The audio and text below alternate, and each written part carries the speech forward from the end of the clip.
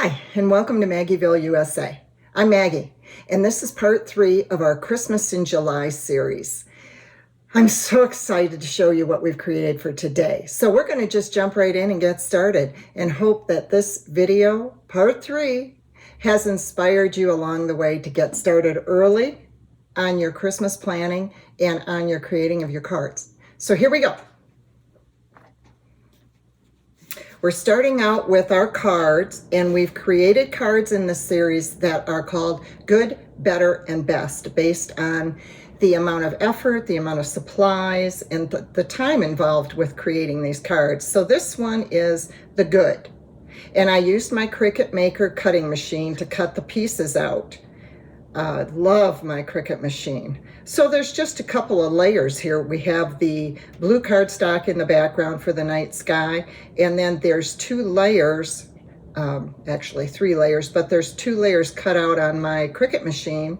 That is the silhouette and then the white framing to represent the snow. And then I just cut out a piece of yellow cardstock to go behind the windows.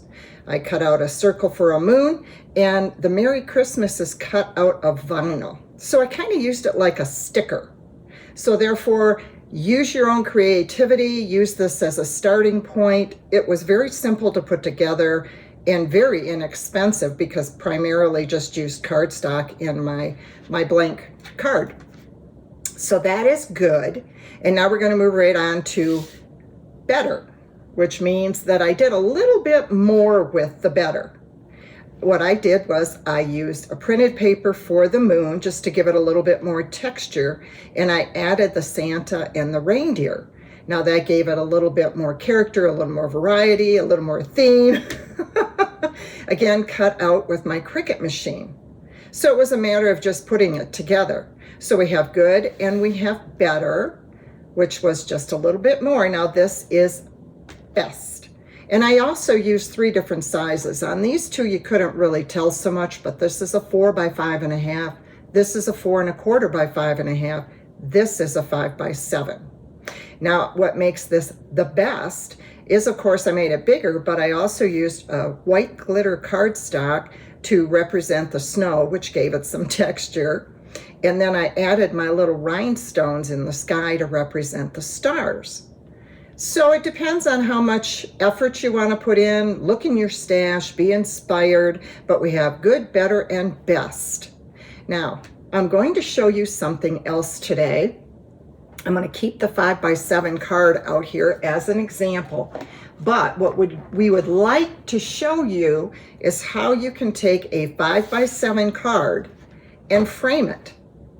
This is a card that I made, but the one tip, that very serious tip I will give you, is make sure to keep your design within the opening. 5 by 7 frame, but the opening is 4.5 by 6.5. So if you wanted to frame this card, you're going to be covering up a lot of the card, and you can use a portrait or a landscape design, but this card, it's going to hide a lot. It'll hide the border, but it might even hide a little bit of the windows as well. So when you put this one in the frame, if you were making this to go in a frame and you wanted the white border to show, you're going to need to make sure that you make it 4.5 by 6.5. So just keep that in mind. However, this is the cardinal card that I made. It is so beautiful. And I thought, I want to make sure to put this in a frame, and then I can put it on my mantle. So there you go. You can frame your cards. And then keep in mind, if I wanted to give this as a gift, which this one is a gift.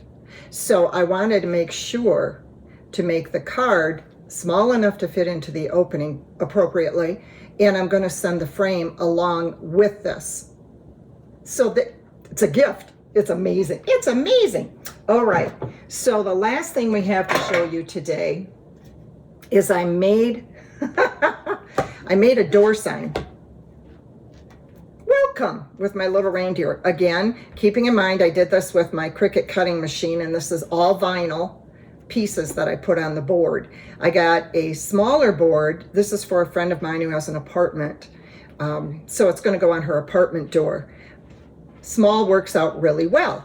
So I got this at the dollar store for $3, and then I made a stain with my paint. Water down your paint, and then you can put that on there and it acts like a stain.